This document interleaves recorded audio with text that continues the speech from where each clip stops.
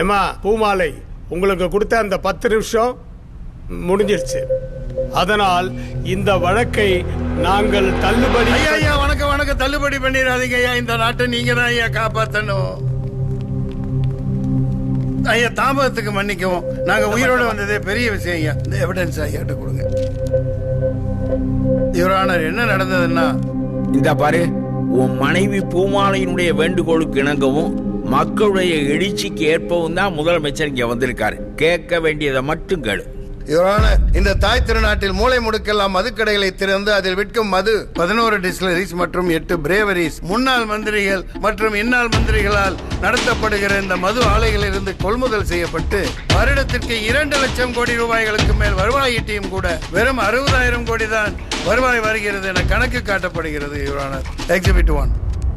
Your honour, இரவு 10 மணிக்கு மேல் காலை 12 மணி வரை கள்ளச்சந்தையிலே கொடிய விஷம் போன்ற எரிசாராயத்தை கொள்முதல் விலை வெறும் 20 ரூபாய்க்கு அடக்கமாவதை, அந்த மதுபான புட்டியை இவர்கள் 180 ரூபாய்க்கு மது பிரியர்களுக்கு விற்கிறார்கள். அதன் மூலம் பல கோடிகள் கைமாறுகிறது. ஆயத்தீர்வை குறைவாக இங்கே காட்டப்படுகிறது. Your honour, I object. இதுக்கெல்லாம் சாட்சியமோ எந்தவித எவிடன்ஸோ இல்லாம ஓபன் கோர்ட்ல ஆபீசர்ஸ் ஆஃப் அவர் கவர்மெண்ட்டை அக்யூஸ் பண்ண கூடாது. அனைத்திற்கும் எவிடன்ஸ் கொடுக்கப்பட்டிருக்கிறது யுவர் ஆனர். மரியாதைக்குரிய அட்வொகேட் ஜெனரல் தெரியாமல் பேசுகிறார். இதோ எக்ஸிபிட் 2, சர்டிஃபைட் காப்பீஸ். இந்த மது ஆலைகளை நடத்துபவர்கள் அனைவருமே ஆளுங்கட்சியை சேர்ந்தவர்களாகவும் எதிர்கட்சியை சேர்ந்தவர்களாகவும் இருந்து கொண்டு அவர்கள் கோடானு கோடி லட்சம் கோடியை முறையற்று சம்பாதித்து வெளிநாடுகளில் சொத்து சேர்த்து கொண்டு இங்கே மக்களை குடி என குடிக்கு அடிமையாக்கி வாழ்க்கையை நாசமாக்கி பஞ்ச பராரிகளாக ஆக்கிவிட்டனர்.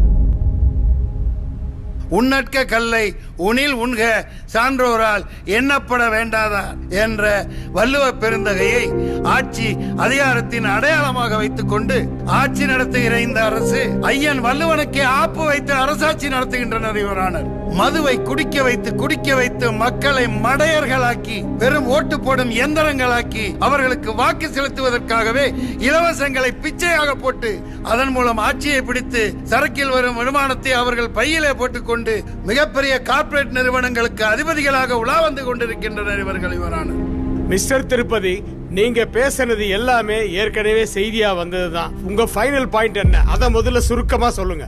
சங்கம் வைத்து தமிழ் வளர்த்த இந்த தமிழகத்திலே சந்து பொந்துகளில் எல்லாம் மூளை முடுக்குகளில் எல்லாம் இந்த சாராய சாக்கடைகளை திறந்துவிட்டு மலத்திலே மொய்க்கிற வண்டுகளைப் போல தமிழ் மக்களை மண்டூகங்களாய் வேலை செய்ய திராணியற்ற சோம்பேறிகளாய் மாற்றியதை தவிர வேறொன்றும் செய்யவில்லை. யுவரானர், சாராய சாவுகளில் இருந்து இந்த நாசமாய் போன நாட்டை மீட்க உத்தரவு போடுங்கள் யுவரானர்.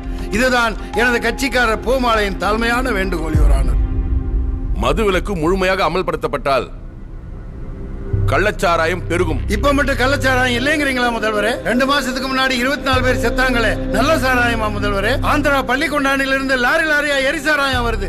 Good question. ஒரு அரசு 300 ரூபாய்க்கு கீழே யாரும் குடிக்க முடியாத நிலையை ஏற்படுத்தி எல்லா கதவுகளையும் அடைத்து வைத்திருக்கின்ற போது அடிமட்ட ஏழைகள் குடிப்பதற்கு வேறு வழி இல்லாமல் கள்ளச்சாராயத்தை நாடி சாகிறார்கள். இப்படிப்பட்ட கள்ளச்சாராய சாவுகளை நீங்கள் எப்படி நிறுத்தப் போகிறீர்கள்? மது விலக்கு திடீர்னு அறிவிச்சிட்டா நிறைய பேர் தற்கொலை பண்ணிப்பாங்க. எப்படி தற்கொலை பண்ணிக்குவாங்க யுவரானர்? காவல்துறை எதுக்கு இருக்கு? உங்க பின்னாடியே பந்தோபஸ்து வர்றதுக்கா? ஹெல்மெட் இல்லன்னு சாதாரண மக்களை பக்குன்னு போய் பிடிக்கிறாங்க. அதே வேகத்தை இதுக்கும் செயல்படுத்துங்க முதல்வரே. எத்தனையோ நாடுகளில் மது விலக்கு அமுலில் இருக்கிறது. அந்த நாடுகள் நன்றாகவே இருக்கிறது. தமிழகத்தில் மட்டும்தான் வாழ்வுரிமை பறிக்கப்பட்டு இந்த மதுவால் இளைய தலைமுறை அழிந்து நாடே வஞ்சிக்கப்பட்டு விட்டது. யுவரானர், மாண்புமிகு சிஎம் ஐயா, திருப்பதி அவரோட வாதத்தை வச்சுட்டாரு. நீங்க தான் உங்க பதில சொல்லணும். எவன் செத்தா என்ன, எவன் குடும்பம் அழிஞ்சா என்னன்னு கடையை திறந்தே வச்சிருக்க போறீங்களா இல்ல மூட போறீங்களா? யுவர் ஆனர், யுவர் ஆனர், இதற்கு முடிவு மக்கள் மன்றத்தில் எடுக்க வேண்டும், நீதிமன்றத்தில் அல்ல. ஒரு பொங்கல் பண்டிகைன்னா இலவச வேட்டி, இலவச சேலை, இலவச கரும்பு, பணம், வெள்ள நிவாரணம், லேப்டாப்பு, ஸ்கூட்டி, ஃபேனு, ஆடு மாடு, இப்படி எதை இலவசமா கொடுத்தாலும் வாங்கிக்கிறீங்க. இதெல்லாம் கொடுக்கறதுக்காக எங்க வீட்டுல இருந்தா நான் பணத்தை எடுத்துட்டு வர முடியும்? இலவசம் வேணாம், நீங்க முடிவு பண்ணுங்க. மது விலக்க நான் உடனே அமல்படுத்துறேன். யாருக்கு வேணும் இலவசம்? எதுக்காக வேணும் இலவசம்? ஓட்டுக்காக இலவசம் கொடுக்கறீங்க. இலவசம் கொடுத்து கையேந்தி பிச்சை எடுக்கிற பிச்சைக்காரர்களா எங்க தமிழர்களை ஆக்கி வச்சிட்டீங்க. பஞ்ச பராரிகளா உங்க கொடிகளை பிடிச்சிக்கிட்டு கோஷம் போடுற கொத்தடிமைகளா கோட்டரும் பிரியாணியும் கொடுத்து வேலை செய்ய மறுக்கிற கூட்டமா இந்த தமிழர்களை மாற்றி விட்டார்கள் யுவரானர். 7 லட்சம் கோடி இன்னைக்கு உலக வங்கியில கடன் வாங்கி அனுபவிச்சுட்டு இருக்கிறதெல்லாம் நீங்க, கடன்பட்டு சாகிறது நாங்க. ஒயின் ஷாப்ல மட்டும் இல்ல, மண்ணை விக்கிறீங்க, மலையை குடைஞ்சு கல்ல விக்கிறீங்க, கனிம வளங்களை எல்லாம் கார்பரேட் நிறுவனங்கள்ட்ட கமிஷன் வாங்கிட்டு கொடுத்துறீங்க.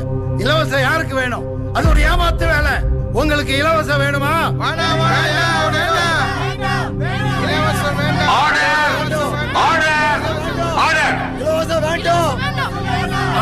அமைதியா இருங்க. நீதி அரசர்களே, மதுக்கடைகளை மூடுவதற்கு உத்தரவு போடுமாறு